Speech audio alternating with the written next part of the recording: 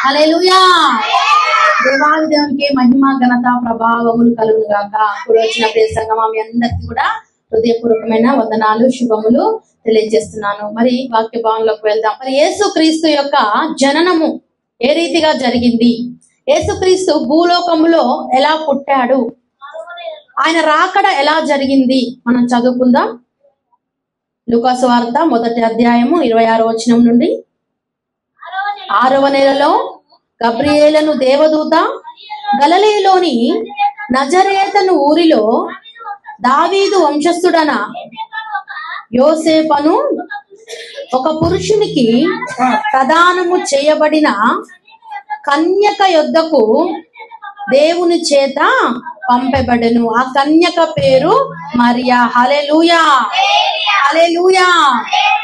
యేసుక్రీస్తు యొక్క జనన విధానము ఏ రీతిగా ఆయన భూలోకానికి రావడం జరిగింది, ఎవరి దగ్గరికి పంపించడం జరిగింది? యోసేపను ఒక పురుషునికి ప్రదానము చేయబడిన కన్యక. అంటే ప్రదానం అంటే తెలుసు కదా, ఏంటి? ఎంగేజ్మెంట్, నిశ్చితార్థం. ప్రదానము చేయబడింది అంటే ఇంకా పెళ్లి కాలేదు, పెళ్లికి ముందు జరిగే ఆ యొక్క నిశ్చితార్థం అన్నమాట. అయితే ఆ నిశ్చితార్థం అయితే జరిగింది కానీ పెళ్లి జరగలేదు. వివాహము కొరకు ఇంకా సిద్ధపాటుగా ఉంటున్నారు వాళ్ళిద్దరు. ఆ ఉంటున్న సందర్భంలో ఇక్కడ మరి దేవదూత గబ్రియేలును దేవదూత ప్రత్యక్షమై కన్య మరియ దగ్గరికి రావడం అనేది జరిగింది. ఎందుకంటే యేసుక్రీస్తు ప్రభువు కన్యకకు పుట్టాలి. ఆయన ఎలా పుట్టినవాడు? పరిశుద్ధాత్మ శక్తి వలన పుట్టినవాడు. పరిశుద్ధాత్మ శక్తి వలన పుట్టాలి అంటే ఎలా అంటే, కన్యక మరియ గర్భమందు కన్యక మరియ దగ్గరికి దేవదూత ప్రత్యక్షమై వచ్చి మాట్లాడుతున్న మాటలు. ఆ దూత చదవండి 28 నుండి. ఆ దూత లోపలికి వచ్చి ఆమెను చూచి, దయా ప్రాప్తురాల, నీకు శుభము, ప్రభువు నీకు తోడై ఉన్నాడు. హల్లెలూయా, హల్లెలూయా.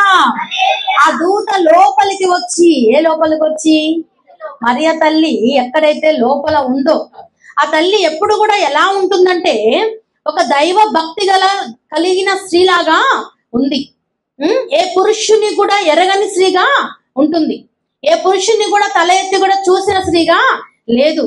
కన్యకగా ఉంది, ప్రార్థన పూర్వకంగా ఉంది, ప్రార్థన చేసుకుంటూ ఉంది, ప్రార్థన అనుభవంలో ఎదుగుతూ ఉంది. మరి నిశ్చితార్థం అయితే అయింది కానీ వివాహము జరగలేదు. మరి ఆ సందర్భంలో దేవాదేవుడు మరియ తల్లిని ఎన్నుకొని ఆమెను మాత్రం ఏర్పాటు చేసుకొని ఆమె దగ్గరికి గబ్రియేలును దేవదూతను పంపించి ఆమెతోని మాట్లాడించి ఆమెకు తెలియజేస్తున్న మాటలు అక్కడ చదివా. మనం ఏం చదివాం? దూత లోపలికి వచ్చి ఆమె ఉన్న దగ్గరికి వచ్చి ఆమె స్థలము దగ్గరికి వచ్చి మాట్లాడుతూ ఆమెను చూచి, దయా ప్రాప్తురాలా, నీకు శుభము. దయా ప్రాప్తురాలా అంటే ఏంటి? దయ పొందుకున్న స్త్రీ. ఎవరు దయ పొందుకుంది? దేవుని దయ పొందుకున్న స్త్రీ. దేవుని దయ పొందుకున్న స్త్రీగా ఉంది, దయా ప్రాప్తురాలుగా ఉంటుంది. కాబట్టి దేవదూత వచ్చి మాట్లాడుతున్నాడు ఏమని? దయా ప్రాప్తురాలా, నీకు శుభము. శుభము జరగబోతా ఉంది నీ జీవితంలో, గొప్ప శుభకార్యము నీ జీవితంలో జరగబోతా ఉంది. ప్రభువు నీకు తోడై ఉన్నాడని చెప్పాను. ఆ మాట విని బహుగా తొందరపడి ఈ శుభవచనం ఏమిటా అని ఆలోచించుకొనుచుండగా దూత, మరియా భయపడుకుము, దేవుని వలన నీవు కృప పొందితివి. హల్లెలూయా, హల్లెలూయా. దయాపాత్రాల, నీకు శుభము అని చెప్పి, ప్రభువు నీకు తోడై ఉన్నాడు, దేవుడు నీకు తోడుగా ఉన్నాడు, దేవుని దయ నీ పైన ఉంది, ఆయన తోడు నీకు ఉంది, ప్రభువు నీకు తోడుగా ఉన్నాడు అని చెప్పి దూత మరియా భయపడకు. ఏంటి శుభవచనం? ఏంటి? ఆల్రెడీ ఆమె జీవితంలో వివాహం జరగబోతుంది, మంచి వార్త విన్నది. ఇంక ఇప్పుడు ప్రజెంట్ అయితే వార్త వినే అవకాశం ఏమీ కూడా లేదు. ఆల్రెడీ మ్యారేజ్, ఎంగేజ్మెంట్ అయింది, ఇంకా మ్యారేజ్ సిద్ధపడ్డారు, దాని కూడా ఏర్పాట్లు జరుగుతూ ఉంటాయి. ఇంకా ఇప్పుడు ఈ సందర్భంలో ఇంకా శుభవచనం ఏముంటది? అప్పుడు విన్నప్పుడు మరి ఆ యొక్క తల్లి, ఈ శుభవచనం ఏంటి, ఇప్పుడేం శుభవచనం నాకు అని వెంటనే ఏం చేసిందంట? తొందరపడ్డది, కంగారు పడిపోయి ఆలోచించుకొనుచుండగా దూత చెప్తా ఉంది. ఈ తల్లి ఆలోచించుకుంటుంది, ఏంటి ఈ పరిస్థితి అని ఆలోచించుకుంటున్నప్పుడు అప్పుడు దూత మాట్లాడుతూ, మరియా భయపడకుము. హల్లెలూయా, హల్లెలూయా. భయపడకుము, దేవుని వలన నీవు కృప పొందితివి. మనం పైన ఇందాక చదివాం, దయాప్రాప్తురాలుగా ఉంటుంది, దేవుని దయ పొందుకున్న స్త్రీగా ఉంది. ఇక్కడ ఏం పొందుకుంది? ఇంకా దేవుని కృప కూడా ఆ తల్లి పొందుకుంటుంది. దేవుని కృప పొందుకున్న స్త్రీగా ఉంది.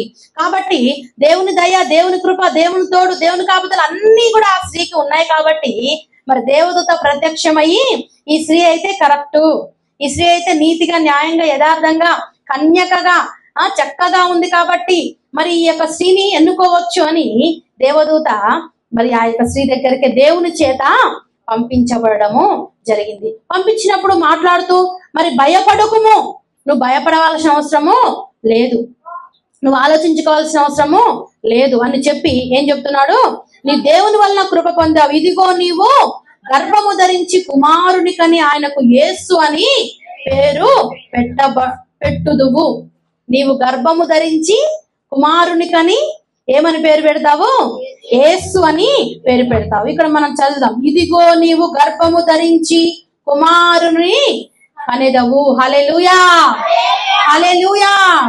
ఇదిగో నీవు గర్భము ధరించి కుమారుని కంటావు, కన్న తర్వాత ఆయనకి యేసు అని పేరు పెడతావు. అతనికి యేసు అని నువ్వు పేరు పెడతావు. ఆయన గొప్పవాడై సర్వోన్నతుని కుమారుడు అనబడును.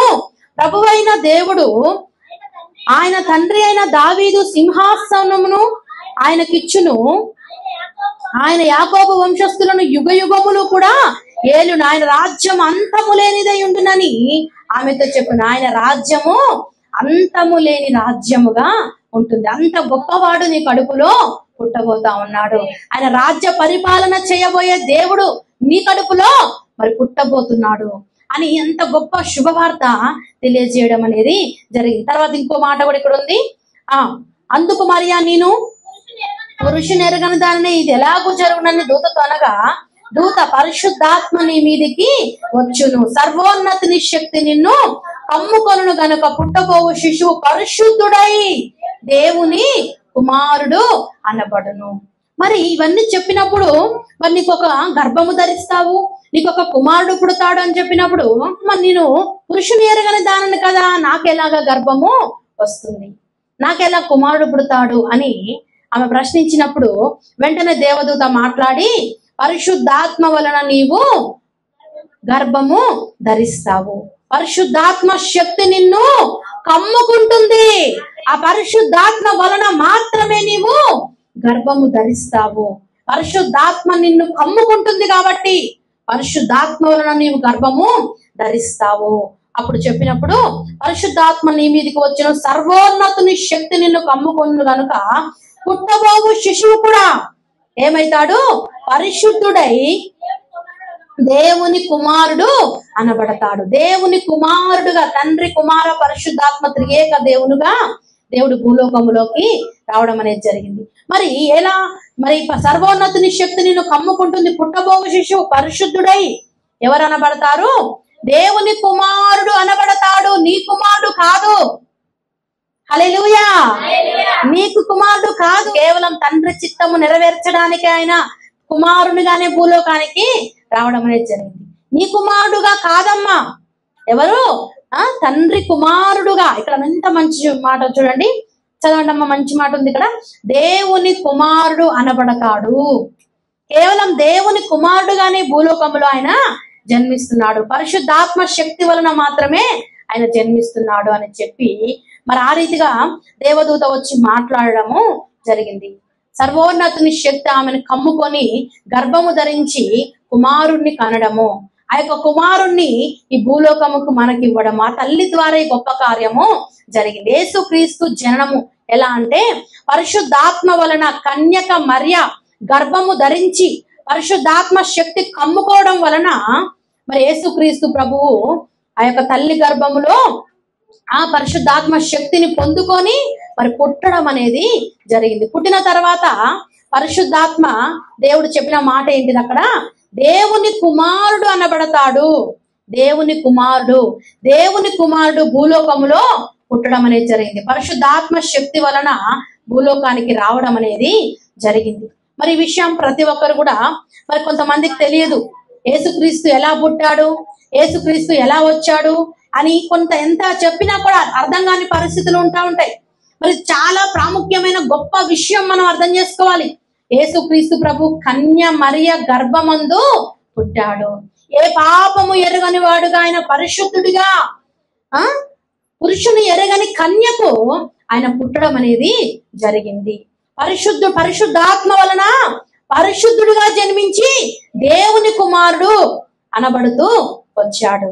కాబట్టి ఈ విషయాన్ని ప్రతి ఒక్కరు కూడా యేసుక్రీస్తు ప్రభు ఎలా భూలోకంలో పుట్టాడు, ఎలా పరిశుద్ధుడిగా ఉన్నాడు, పరిశుద్ధాత్మ వలన పుట్టాడు, పరిశుద్ధునిగా ఉన్నాడు, పరిశుద్ధాత్మగా మనతో ఉన్న దేవుడు పరిశుద్ధునిగా ఉన్నాడు.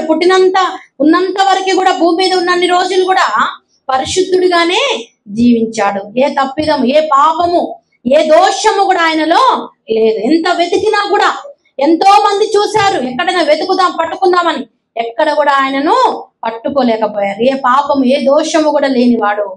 అదే రీతిగా తల్లి గర్భములో కూడా ఏ పాపము, ఏ దోషము ఎరుగని వాడుగా పరిశుద్ధాత్మ శక్తి వలన తల్లి గర్భములోకి రావడము, పుట్టిన తర్వాత కూడా అదే రీతిగా పరిశుద్ధాత్మ శక్తి అతనికి తోడుగా ఉండి మరి ఎక్కడ కూడా మరి ఎలాంటి పాపము కూడా లేకుండా పరిశుద్ధుడుగానే భూమి మీద ఉన్నన్ని రోజులు కూడా ఉండడము జరిగింది. మరి అదెంతో చాలా ప్రాముఖ్యమైన విషయం. పరిశుద్ధుడైన దేవుడు మన కొరకు భూలోకానికి రావడం అనేది జరిగింది. ఎందుకు అంటే పరిశుద్ధాత్మ దేవుడు రక్తము చిందించబడాలి, పరిశుద్ధుడు రక్తము చిందించాలి, పరిశుద్ధమైన గొర్రెపిల్ల రక్తము మన కొరకే చిందించాలి. కాబట్టి మరి పరిశుద్ధుడుగా రావడము, పరిశుద్ధుడుగా పుట్టడము, పరిశుద్ధుడుగా ఉండడము, పరిశుద్ధమైన రక్తము చిందించబడము, ఇవన్నీ కూడా జరుగుతూ వచ్చాయి. ఆ పరిశుద్ధమైన రక్తములో ఏం కడుక్కోవాలి? పాపములు కడగబడినప్పుడు పరిశుద్ధమైన రక్తములో కడిగితే తెల్లగా అవుతాయా? ఇప్పుడు మనము ఏదైనా కడగాలండి, ఏదైనా బురద అంటుంది మనకు, బురద కడగాలంటే బురదతో కడిగితే పోతాయా? బురదతో కడిగితే పోతుందా? పాపంతో కడిగితే పోతుందా? పోదు. మరి మన కంటిన బురద పోవాలంటే ఏం కావాలి? పరిశుద్ధ, అది తేటది కావాలి కదా. కాబట్టి మన పాపాలు కడగబడాలి అంటే మనకి ఏం కావాలి? పరిశుద్ధమైన రక్తము కావాలి. కాబట్టే దేవాది దేవుడు పరిశుద్ధుడిగా భూలోకములో జన్మించడము జరిగింది. ఆ పరిశుద్ధమైన రక్తములో ప్రతి పాపములు కడగబడుతూ వచ్చినాయి. ఇంకా ప్రతి ఒక్కరు కూడా తెలుసుకోవాలి, పరిశుద్ధమైన రక్తంలో ప్రతి పాపమును కూడా కడుక్కునే అనుభవం ప్రతి ఒక్కరికి కూడా కావాలి. అప్పుడు మాత్రమే మన పాపాలన్నీ కూడా కడిగి వేయబడతాయి. యేసుక్రీస్తు ప్రభు అందు నిమిత్తమై భూలోకానికి రావడము జరిగింది.